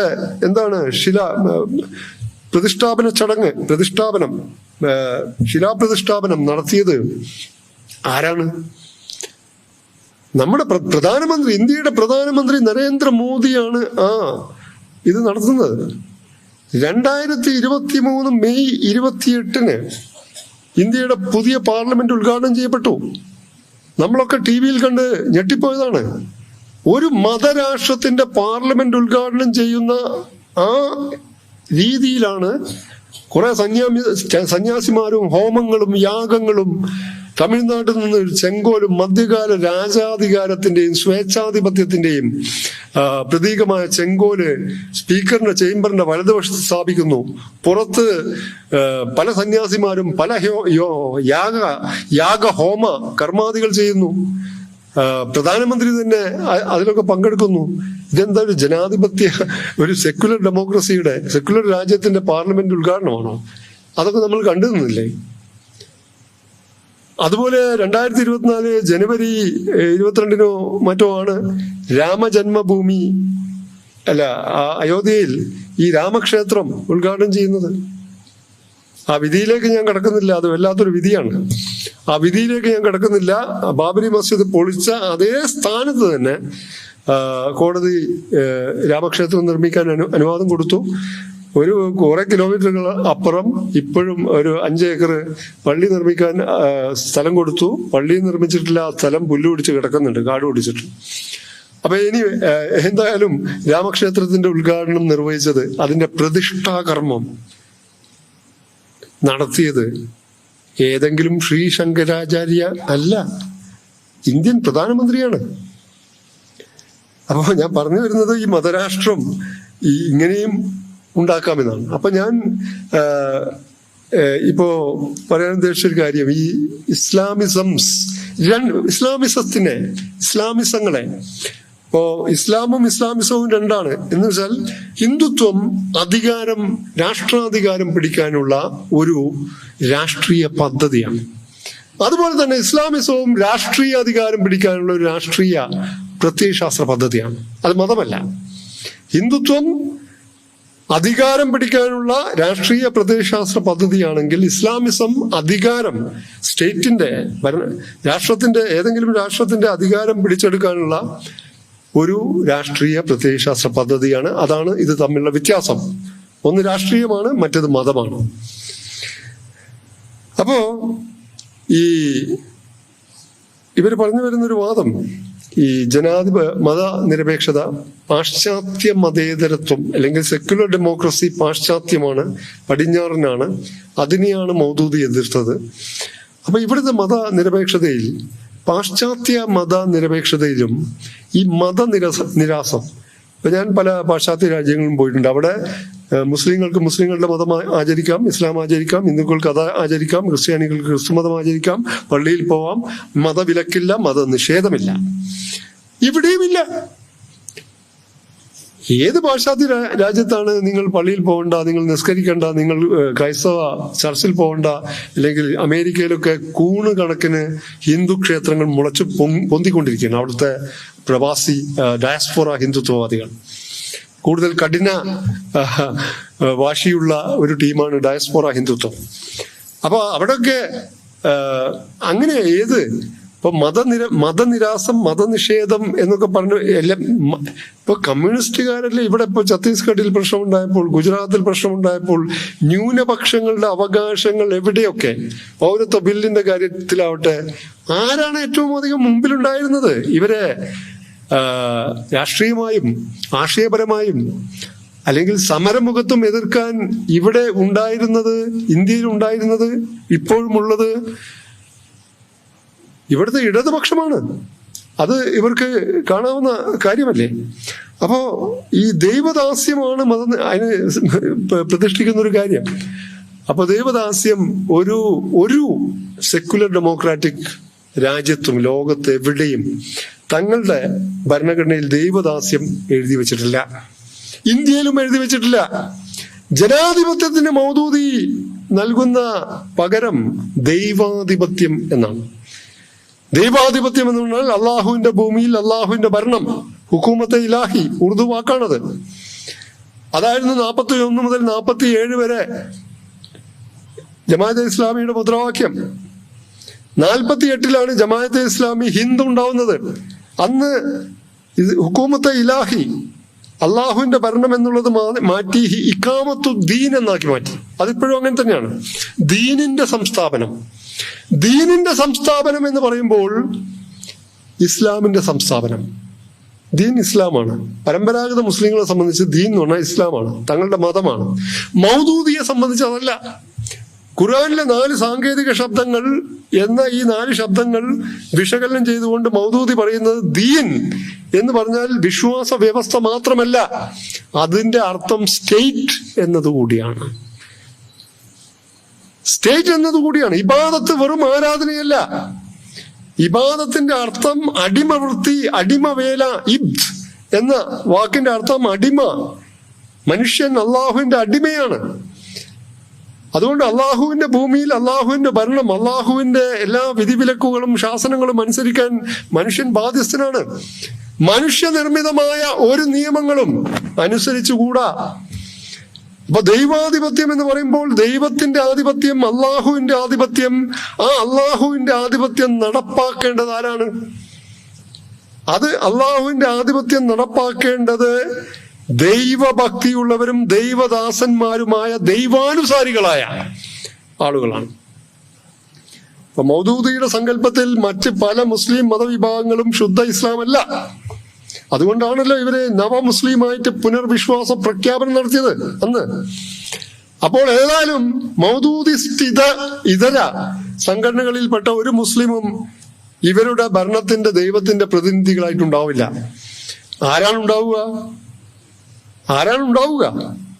ഉണ്ടാവുക മൗദൂദിസ്റ്റുകളായ ദൈവദാസന്മാരും ദൈവഭക്തരും ദൈവാനുസാരികളുമായ ആളുകൾ. എന്ന് വെച്ചാൽ അതാണ് അവരുടെ ഇസ്ലാമിക രാഷ്ട്രം.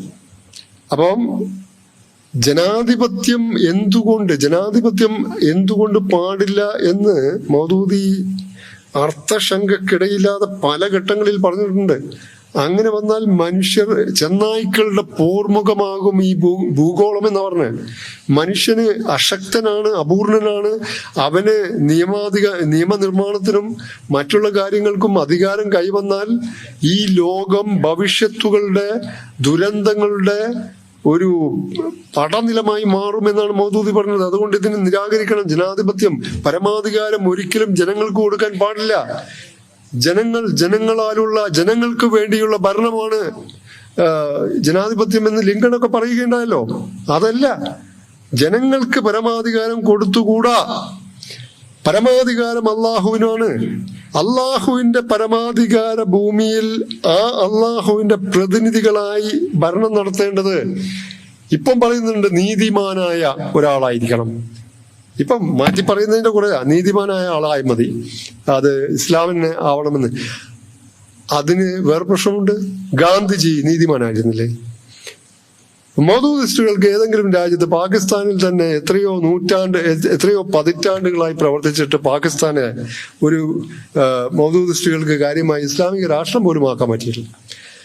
അവിടെ സിയാവുലക്കിന്റെ കാലത്ത് മാത്രമാണ് കാര്യമായിട്ട് ഒരു 3-4 മന്ത്രിസ്ഥാനം കൊടുത്തിരുന്നത്.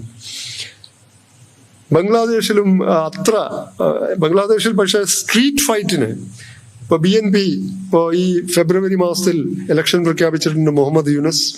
അപ്പൊ BNPയുടെ നേതാക്കൾ ജമാഅത്തെ ഇസ്ലാമി ബംഗ്ലാദേശ് അമീറിന്റെ മകൻ ലണ്ടനിലാണ് താമസം, അദ്ദേഹത്തെ പോയി കണ്ടു. അതിനെപ്പറ്റി റിപ്പോർട്ട് ഉണ്ടായിരുന്നു ഫ്രണ്ട് ലൈനിൽ.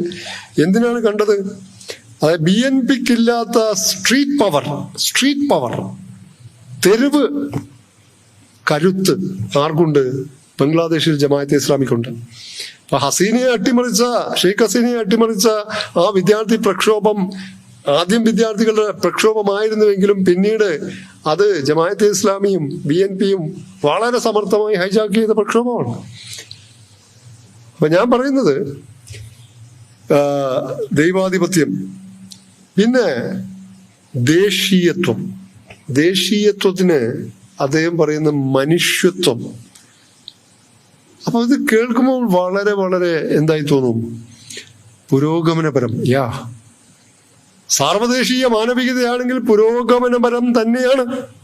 പക്ഷെ അതേ ഗ്രന്ഥത്തിൽ എഴുതുന്നത് ഈ ദുഷിച്ച വ്യവസ്ഥിതികളെ നീക്കം ചെയ്ത് തുടച്ചു മാറ്റി സ്ഥാപിക്കപ്പെടുന്ന ദൈവിക വ്യവസ്ഥയിൽ അധിഷ്ഠിതമായ, എന്ന് വെച്ചാൽ മൗദൂദിയുടെ ഭാവനയിലുള്ള ആ ഇസ്ലാമിക രാഷ്ട്രത്തിൽ ജാതി, ലിംഗം, വർണ്ണം, അതുപോലെ ദേശം, ഭാഷ, ഈ കാര്യങ്ങളിലൊന്നും യാതൊരു തരത്തിലുള്ള വിവേചനവും അസമത്വവും ഉണ്ടാവില്ല. എന്നാൽ ഈ പറഞ്ഞ കാര്യങ്ങളിൽ മതം എന്നില്ല, മതമില്ല. അപ്പൊ മതത്തിന്റെ കാര്യത്തിൽ അസമത്വവും വിവേചനവും ഉണ്ടാവും.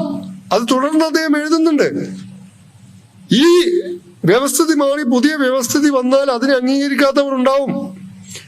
അവരെ നിർബന്ധപൂർവം അംഗീകരിപ്പിക്കരുത്. അവരെ സ്വമേധയാ അംഗീകരിച്ചു വരുന്ന ഒരു ഘട്ടമുണ്ടാവും. അപ്പോൾ അവർക്ക് തുല്യാവകാശങ്ങൾ നൽകണം. അപ്പോൾ അതുവരെ അവർക്ക് സുനിശ്ചിതമായ അവകാശങ്ങൾ മാത്രമേ ഉള്ളൂ. അപ്പോൾ മാത്രമേ തുല്യാവകാശങ്ങളുള്ള ഒരു വിഭാഗമായിട്ട് അവർ മാറുകയുള്ളൂ. എന്ന് വെച്ചാൽ ജമാഅത്തെ ഇസ്ലാമി അല്ലെങ്കിൽ ഈ മതരാഷ്ട്രവാദികൾ ഉണ്ടാക്കുന്ന മതരാഷ്ട്രത്തിൽ അതിനെ എതിർക്കുന്നവരോ അതിൽ നിന്ന് അല്പം വ്യതിചലിച്ച് ചിന്തിക്കുന്നവരോ ആയ മനുഷ്യർക്ക് തുല്യാവകാശമുള്ള പൗരത്വം ഉണ്ടാവില്ല. സുനിശ്ചിതാവകാശമുള്ള സംരക്ഷിത പ്രജകൾ മാത്രമായിരിക്കും അവർ. രണ്ടാംകിട പൗരന്മാരായിരിക്കും എന്ന് ചുരുക്കം.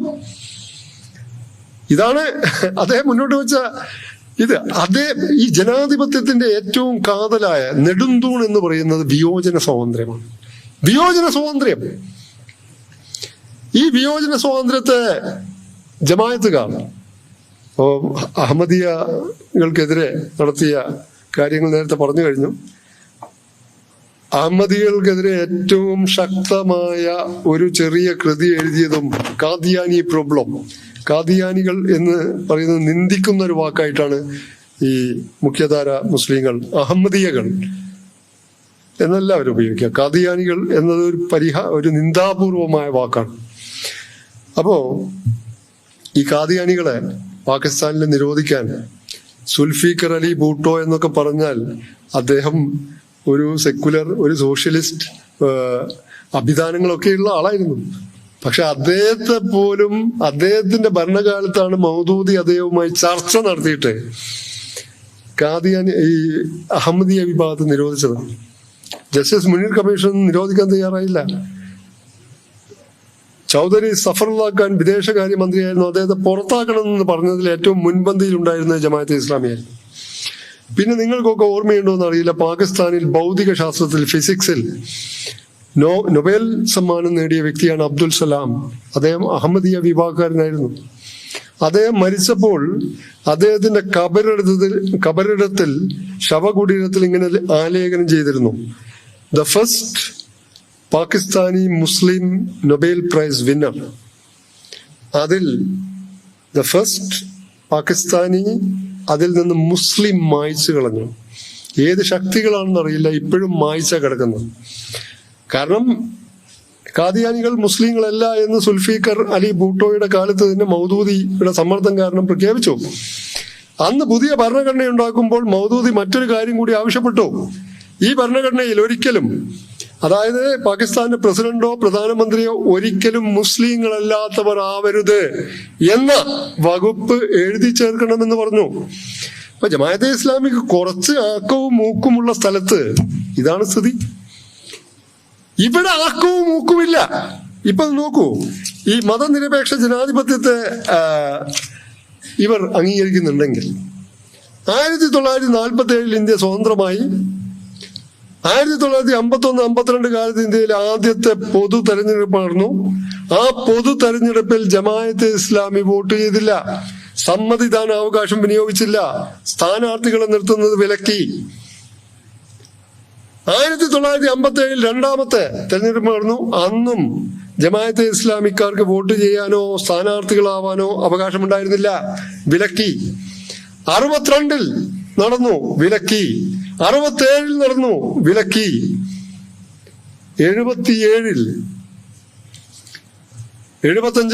അടിയന്തരാവസ്ഥ കാലമാണ്. ആ അടിയന്തരാവസ്ഥയെ തുടർന്ന് ജമാഅത്തെ ഇസ്ലാമിയും RSS ഉൾപ്പെടെയുള്ള ഏതാനും സംഘടനകൾ നിരോധിക്കപ്പെട്ടു. ജമാഅത്തെ ഇസ്ലാമിയുടെ കേരള അമീറും അതുപോലെ തന്നെ മറ്റു ചിലരും അറസ്റ്റിലായി. അത് ഒ അബ്ദുള്ള അദ്ദേഹത്തിന്റെ ഒരു പുസ്തകത്തിൽ, ഒ അബ്ദുള്ള 1987 മാധ്യമം പത്രം തുടങ്ങിയ കാലം മുതൽ തന്നെ അതിന്റെ മാധ്യമം പത്രത്തിന് ആ രീതിയിലുള്ള ജമാഅത്തെ ഇസ്ലാമി ആഗ്രഹിക്കുന്ന തരത്തിലുള്ള ഒരു വർഗീയ മനക്കൂട്ടുള്ള മുസ്ലിങ്ങൾക്കിടയിൽ വലിയ മേൽവിലാസം നൽകിയ ലേഖനങ്ങളുടെ കർത്താവാണ് ശ്രീ ഒ അബ്ദുള്ള. അദ്ദേഹം ജമാഅത്തിന്റെ ആശയങ്ങൾ ഇപ്പോഴും വിട്ടിട്ടില്ലെങ്കിലും അദ്ദേഹം ജമാഅത്തിന്റെ നേതൃത്വവുമായി ഇടഞ്ഞപ്പോൾ ഇപ്പോഴും ഇടഞ്ഞു തന്നെയാണ്. എഴുതിയ പുസ്തകമാണ് 10-15 വർഷം മുമ്പ് ശത്രുക്കളെല്ലാം മിത്രങ്ങൾ. അപ്പോ ഇവിടുത്തെ ജമാഅത്തെ ഇസ്ലാമി അമീർ അടക്കം അവരെ ജയിലാക്കി. 2 ദിവസം കഴിഞ്ഞില്ല, അവർ ഒരു സത്യവാങ്മൂലം അഫിഡവിറ്റ് എഴുതി കൊടുത്തു: ജമാഅത്തെ ഇസ്ലാമിയുമായി മേലിൽ ഞങ്ങൾക്ക് ബന്ധമുണ്ടായിരിക്കില്ല. അവിടെ കമ്മ്യൂണിസ്റ്റുകാരും നക്സലൈറ്റുകളും ഈവൻ RSSകാരും ഒക്കെ ജയിലിൽ ഒരു അഫിഡവിറ്റ് എഴുതി കൊടുക്കാതെ ജയിൽ കാലാവധി പൂർത്തിയാക്കിയാണ് ഇറങ്ങിയത്. ഇതാണ് ഇവരുടെ ആദർശ പ്രസ്ഥാനം എന്നാണ് അവർ കൂടെ പറയാറുള്ളത്. അപ്പൊ ഈ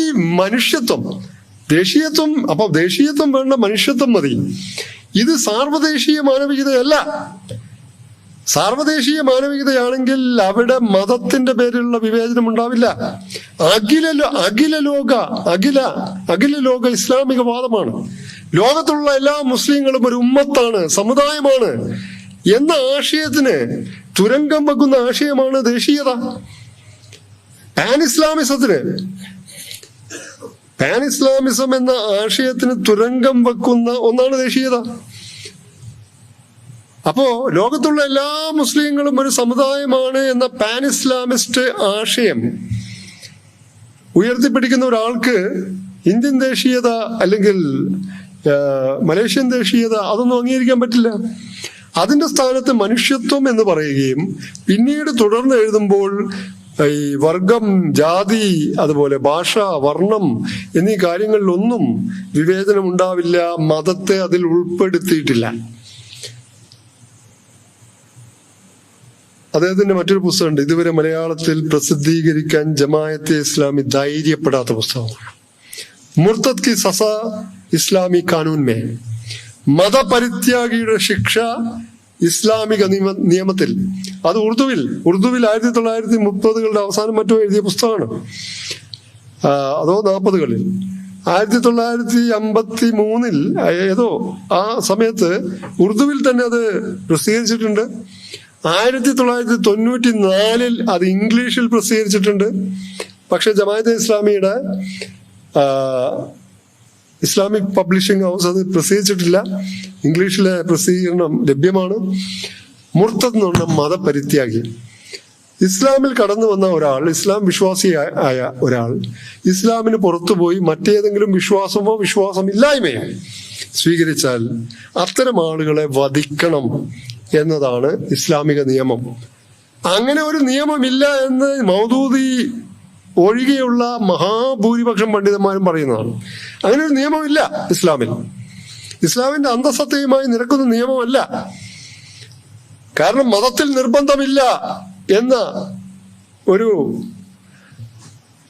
സൂക്തം ഇസ്ലാമിലുണ്ട്. മതത്തിൽ നിർബന്ധമില്ല. ഉദാരതാവാദികൾ അതാണ് പറയാറുള്ളത്, മതത്തിൽ നിർബന്ധമില്ല എന്ന് വെച്ചാൽ നിർബന്ധമില്ല, ഏത് മതവും സ്വീകരിക്കാം, നിങ്ങൾക്ക് നിങ്ങളുടെ മതം, എനിക്ക് എന്റെ മതം എന്നൊക്കെ ഖുർആനിലുണ്ട്.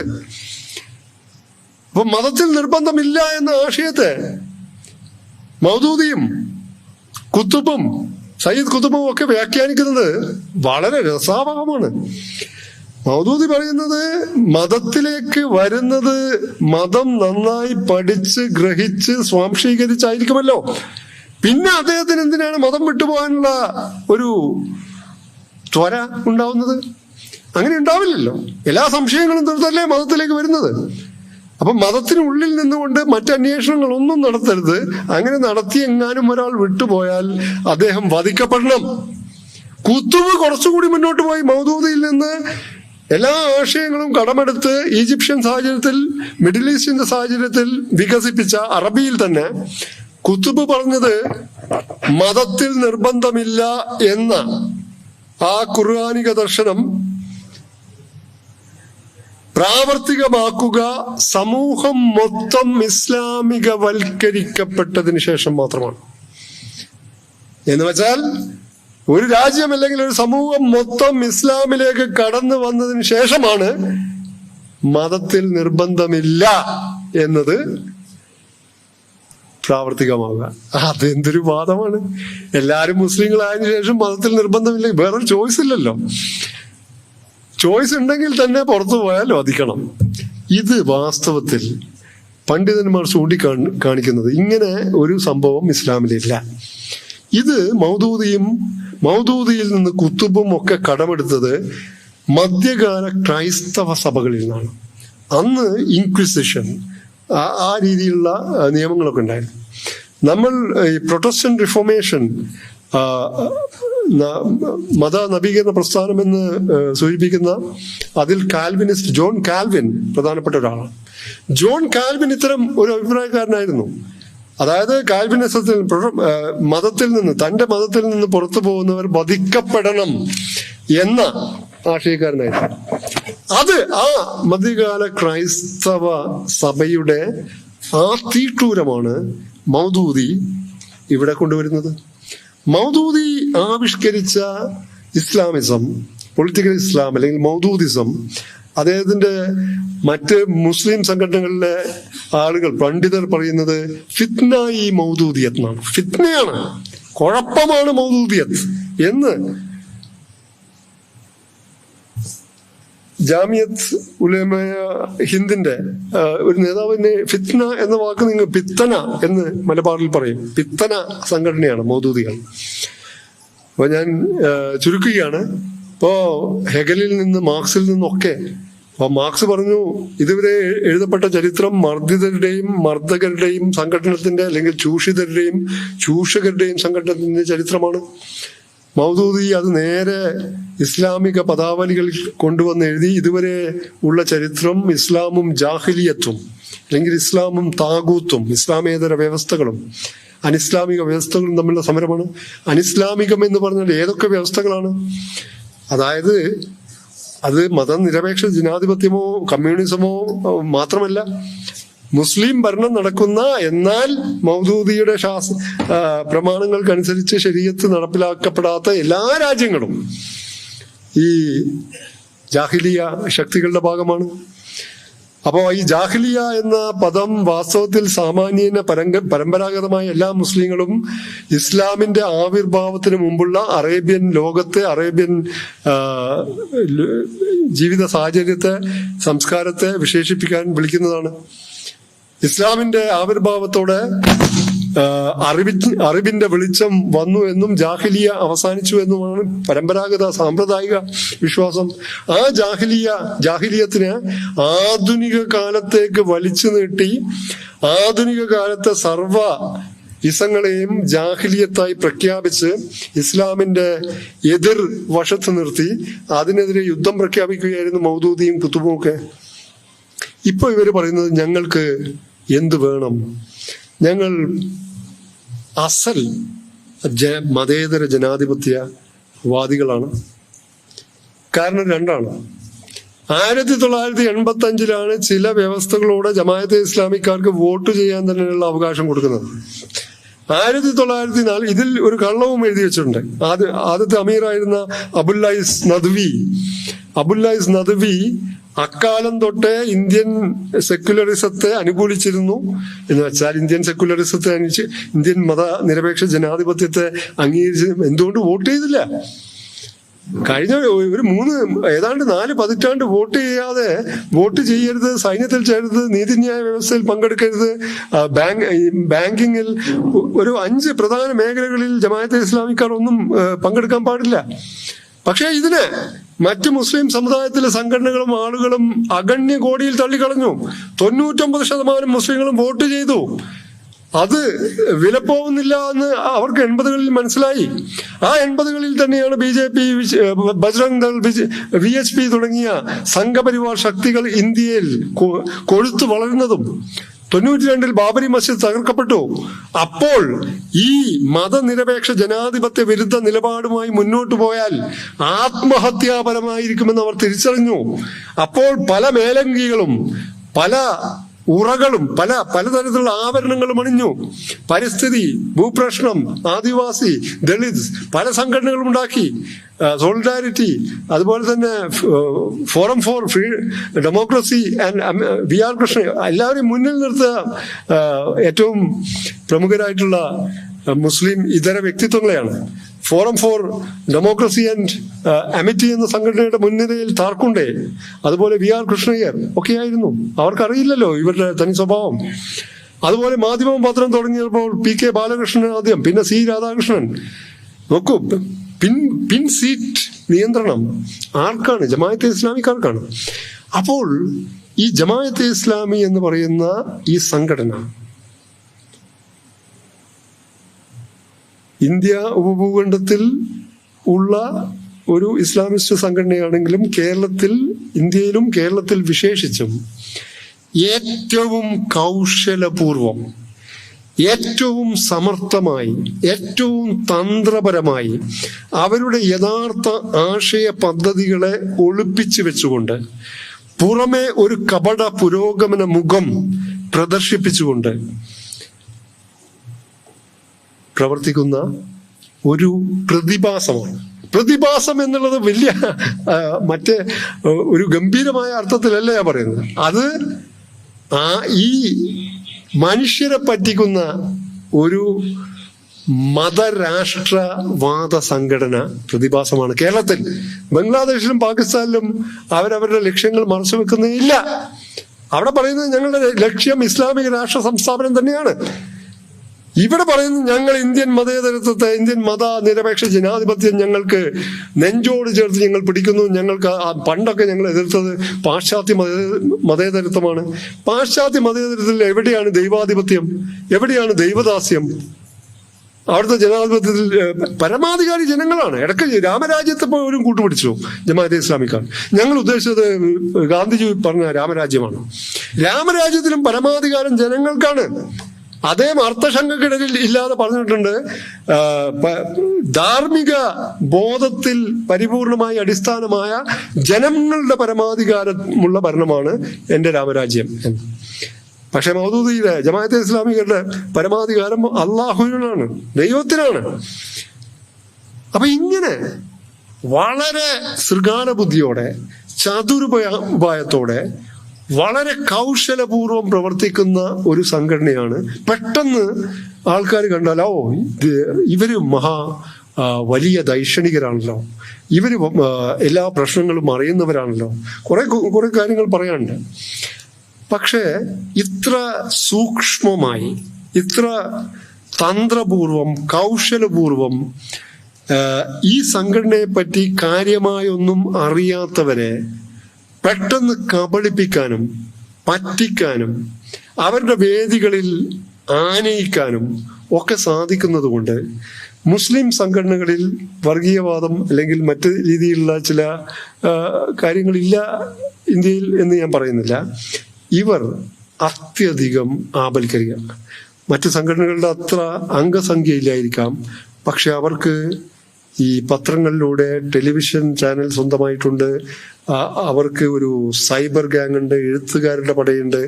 ആ രീതിയിൽ സമൂഹത്തിൽ ഒരു ദൈക്ഷണിക സാന്ദ്രത സൃഷ്ടിച്ചെടുക്കാൻ പറ്റിയ ഒരു ഇസ്ലാമിസ്റ്റ് സ്വരൂപമാണ് ജമാഅത്തെ ഇസ്ലാമി. അതിനെ ആമൂലാഗ്രം പഠിച്ചാൽ മാത്രമേ അതിന്റെ ഗൂഢപദ്ധതികൾ ജനങ്ങൾക്ക് മുമ്പിൽ തുറന്നു കാണിക്കാൻ പറ്റും. അതിനെ എതിർക്കുന്നവരെ ഇസ്ലാമിന്റെ പള്ളക്ക് കുത്തുന്നവർ എന്നാണ് പറയുക. അത് ഇസ്ലാമല്ല. ഇസ്ലാമിസം എന്ന രാഷ്ട്രീയ പ്രത്യയശാസ്ത്രം, അധികാരം പിടിക്കാനുള്ള രാഷ്ട്രീയ പ്രത്യയശാസ്ത്രം. നമ്മൾ വിമർശിക്കുന്നത് ഇസ്ലാമിനെയല്ല, നമ്മൾ വിമർശിക്കുന്നത് ഹിന്ദു മതത്തെയല്ല. ഹിന്ദുത്വം എന്ന രാഷ്ട്രീയ പ്രത്യയശാസ്ത്രത്തെ എന്ന പോലെ നമ്മൾ വിമർശിക്കുന്നത് ഇസ്ലാം എന്ന രാഷ്ട്രീയവും അധികാരവും കാക്ഷിക്കുന്ന ഒരു കൂട്ടരുടെ വളരെ പ്രതിലോമപരമായിട്ടുള്ള പ്രത്യയശാസ്ത്ര പദ്ധതിയെയാണ്. ഇസ്ലാമിനെയല്ല, ഹിന്ദു മതത്തെയല്ല. അവർ പെട്ടെന്ന് ഈ ഹിന്ദുത്വവാദികളും പറയാനുള്ളത് അതാ ഹിന്ദു മതത്തെ വിമർശിക്കുന്നവർ അല്ല. ജമാഅത്തെ ഇസ്ലാമി പൊടുന്നിന് പറയും ഇസ്ലാമിന്റെ പള്ളക്ക് കുത്തുന്നവർ, മുസ്ലിം നാമധാരികൾ, എന്നെയൊക്കെ മുസ്ലിം നാമധാരികളായിട്ടാണ്. അപ്പം മുസ്ലിങ്ങൾക്കിടയിൽ ഒരു സ്വീകാര്യത കിട്ടാൻ വേണ്ടിയാണ്. പക്ഷെ ഇസ്ലാമിനെയല്ല, മതത്തെയല്ല, ഒരു മതത്തെയുമല്ല, ആ മതത്തെ രാഷ്ട്രീയവൽക്കരിച്ച സ്വരൂപങ്ങൾക്കെതിരെ, സംഘടനകൾക്കെതിരെ, ശക്തികൾക്കെതിരെ പോരാടിയില്ലെങ്കിൽ അത് എല്ലാ മതങ്ങളിലുമുണ്ട്. ഈ നമ്മുടെ രാഷ്ട്രം ഇന്ന് തന്നെ മറ്റൊരു മതത്തിന്റെ പേരിലുള്ള മതരാഷ്ട്രവാദത്തിന്റെ വക്കിലാണ്. അതിന് കാര്യമായ ഇന്ധനം പകർന്ന അല്ലെങ്കിൽ പകർന്നുകൊണ്ടിരിക്കുന്ന അവർക്ക് സന്തോഷകരമായ ഹിതകരമായ കാര്യമാണ് മറുവശത്ത് ഒരു മതരാഷ്ട്ര സംഘടനയും അതിന്റെ വർഗീയതയും അതിന്റെ തീവ്രവാദ ആശയങ്ങളും നിലനിൽക്കണം എന്നുള്ളത്. ഈ രണ്ടിനെയും നേരിടാതെ ഇന്ത്യക്കോ ലോകത്തിനോ മുന്നോട്ട് പോകാൻ പറ്റില്ല എന്ന് മാത്രം പറഞ്ഞുകൊണ്ട് ഞാൻ അവസാനിപ്പിക്കും.